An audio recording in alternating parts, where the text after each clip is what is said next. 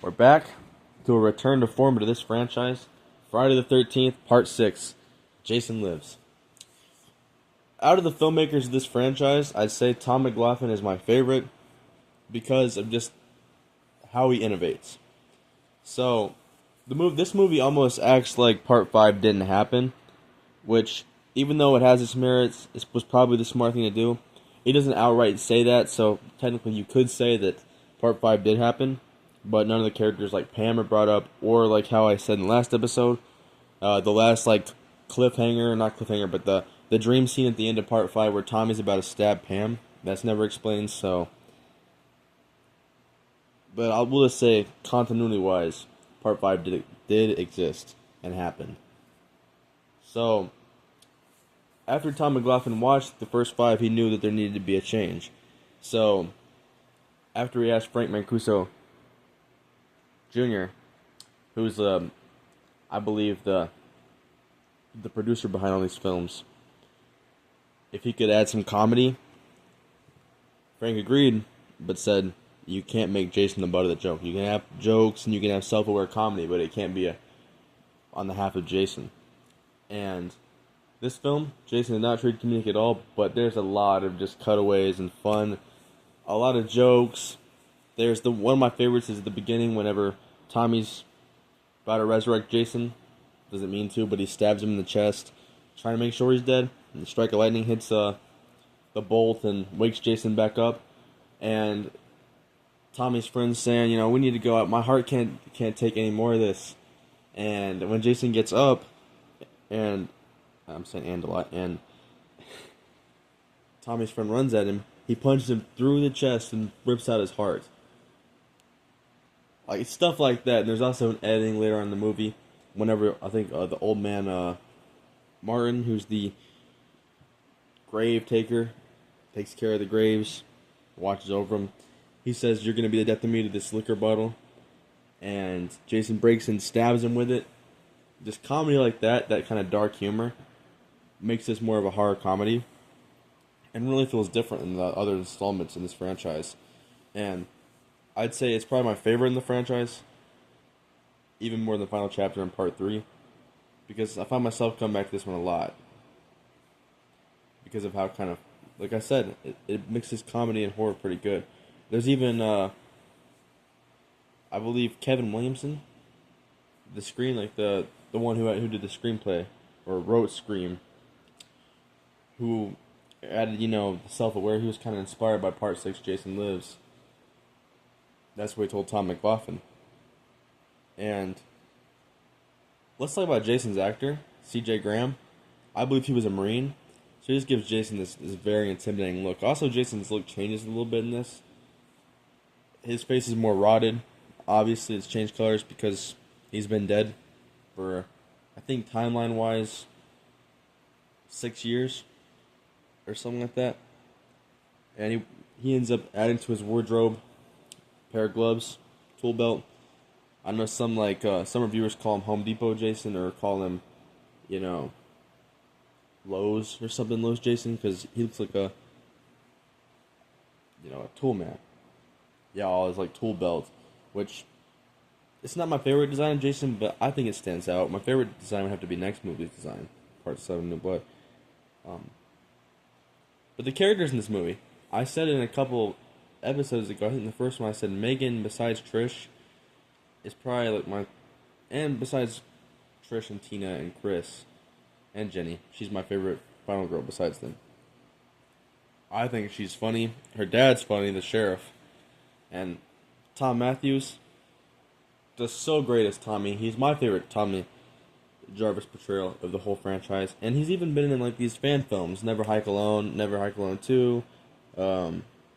He played in those, kind of reprising his role in these fan-made films. And it's amazing that he really does that nowadays.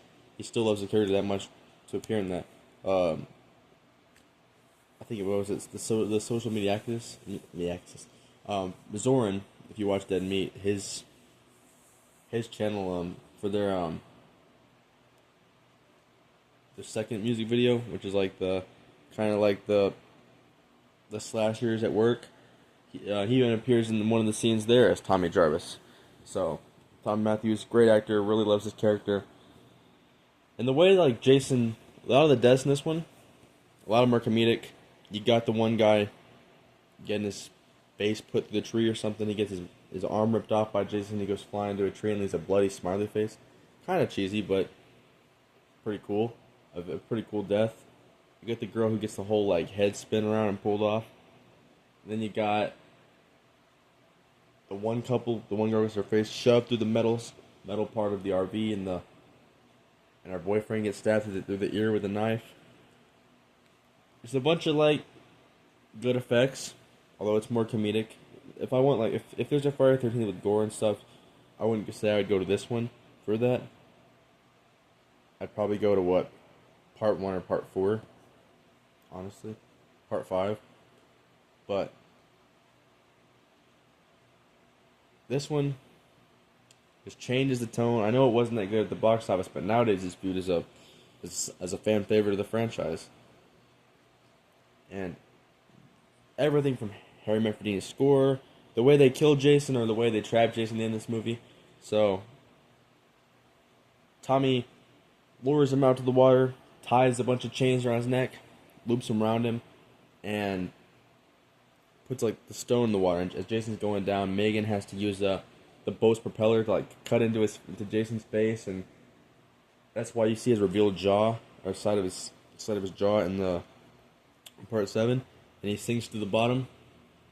And you know, this is our send-off to Tommy Jarvis though, because after Megan, you know, does CPR, like gets him breathing again, and then like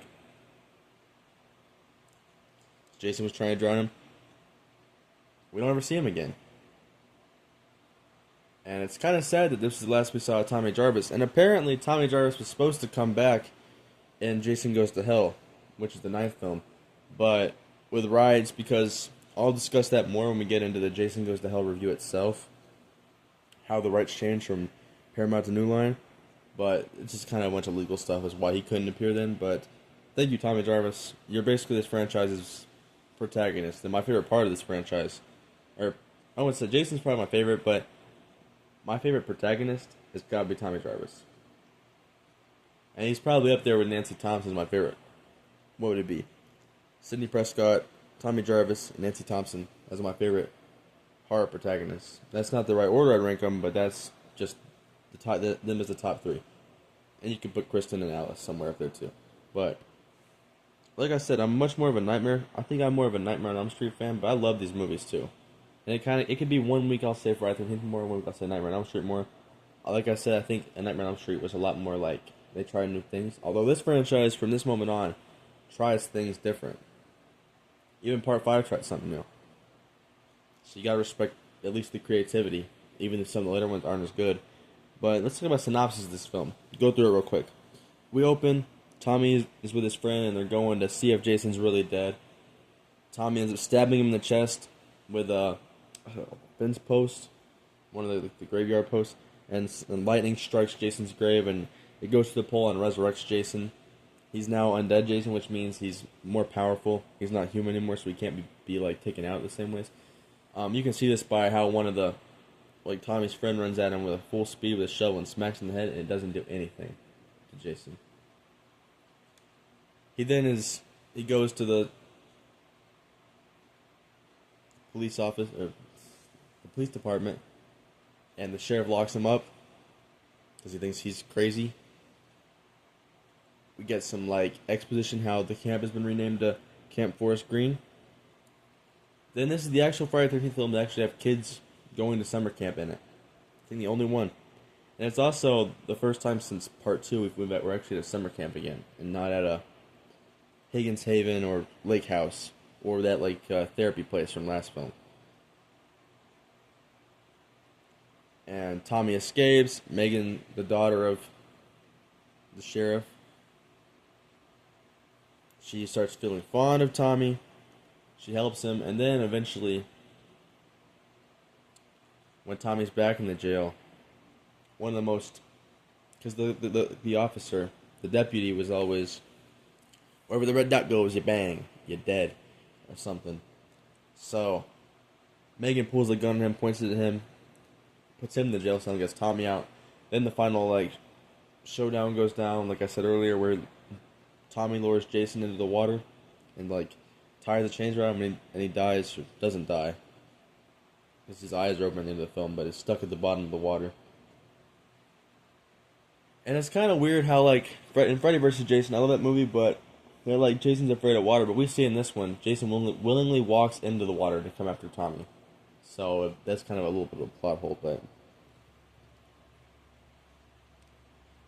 I get that movie turned out really good for being a crossover film. We'll talk about that in a little bit, in a couple of films, but yeah.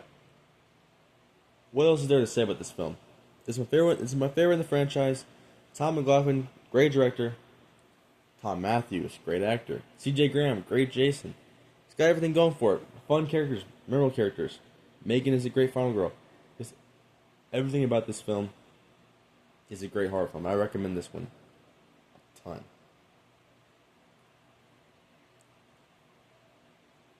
So, what would I rate it? It's got to be a 10 out of 10. Now, I know some people prefer Final Chapter because that one is more serious. And I love the Final Chapter. But this one is everything I love about Jason cranked up. But that movie is still on par with this one. I still think the Final Chapter is my second favorite film in this franchise. And I love it. Well, without further ado, I'll see you guys in the next one. I'm not trying to make this stretch this video out. But I love you guys. Take care. Stay blessed, and I'll see you next episode for an underrated Friday the 13th film. A lot of people hate, but I actually kind of like A New Blood. Love you guys. Take care. Stay blessed. Christ loves you.